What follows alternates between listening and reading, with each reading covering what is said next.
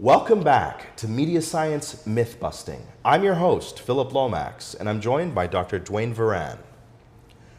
On today's episode, we're going to continue our conversation about interactive ads.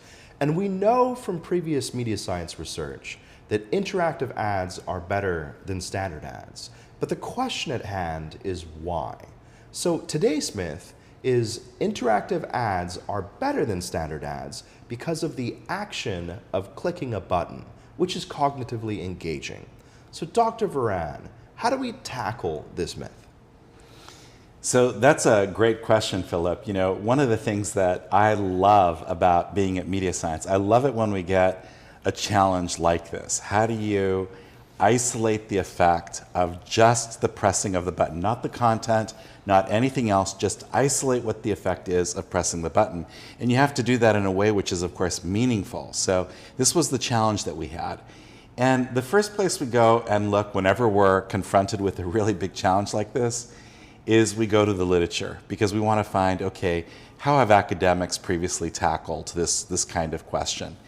And in this particular case, and we look at different literatures, it's not, obviously there is no literature on interactive TV advertising that we can turn to, like, that's going to answer this question. So we have to look at other kinds of questions that might be related in some way and grapple with it. And so here the mother lode really came when we began studying the literature on train drivers. Because one of the problems with train driving is that train drivers fall asleep at the wheel because it's actually a really boring task. There's actually not a lot to do in driving a train. It's like you have to turn it on and you have to turn it off. You know, you start, you start, you stop, you start, you stop. And so sometimes people are so bored with the task that they actually fall asleep and they actually hit past the stage or actually roll into the end of the train tracks or whatever. So this is a problem. So what they've done, what research has taught them to do to combat this problem, is to get train drivers to do things they don't really need to do.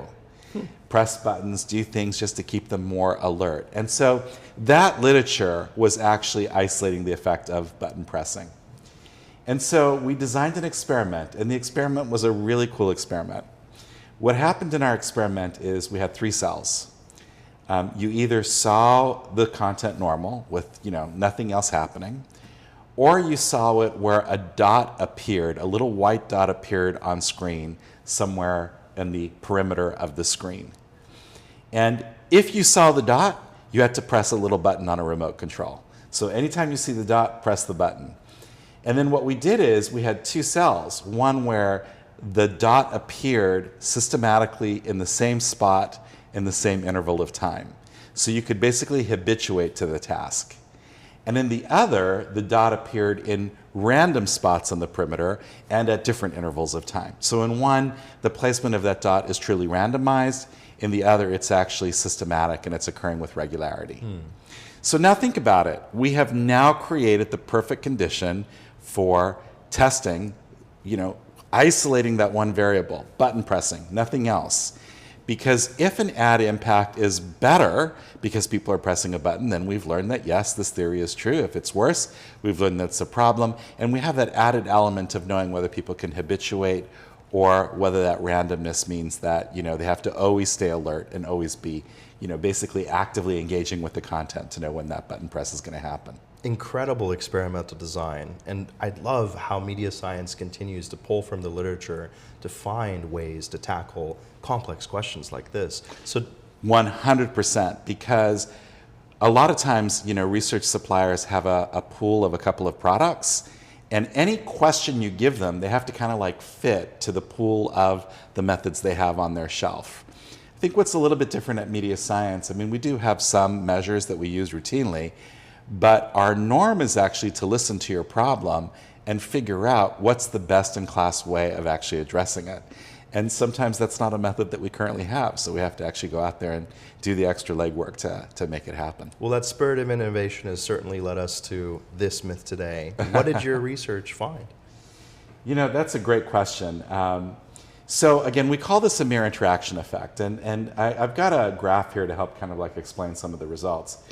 So what you're looking at here is the galvanic skin response associated with 15 ads that people saw over the course of our experiment. And what you can see is that over time, people are generally disengaging, increasingly over time with the content. But what's really interesting here is the black line is the control. That's nothing happening. The red line is the button pressing happening with the same regularity. And that is showing you that, in fact, that it's almost the same. If it's regular, you don't have to think about it. Your autopilot kind of kicks in. And finally, the blue bar here is the magic bar. This is the one where we're really testing our real hypothesis.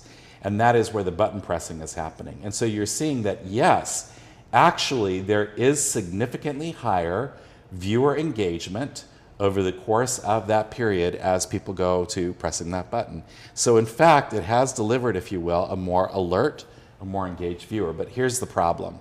Now if we look at the ad impact metrics, what we see is that in actual fact, that blue cell, which is the one where it was randomized, is actually harmed by the presence of the button pressing. Because even though it is cognitively activating, that cognitive activation is actually a distraction rather than an asset. So what this taught us overall is that when people are interacting, the interaction is not part of the magic. The interaction is the price you pay to make the magic work. So the power is not in the interaction. The power is in what the interaction enables. So in actual fact, our conclusion in this was that no, button pressing is not an asset. It's actually a distraction in a way, but it's the price we pay to deliver these amazing interactive experiences ultimately. So the mirror interaction effect didn't hold true. Very interesting, though. It's almost like the button pressing is just a vehicle, and then you need to use the vehicle in several different ways. We discussed trivia previously, right? Yeah. And those different tactics activate audiences in different ways. Very interesting. So regarding the myth, right, that interactive ads are better because of button pressing, what say you? Busted. Busted. Well, this is a great episode and continues to deepen our understanding of interactive ads, which are very important in today's age of connected television. Until next time, we look forward to hosting you again. I'm Philip Lomax. This is Dr. Dwayne Varan, and thank you, our audience.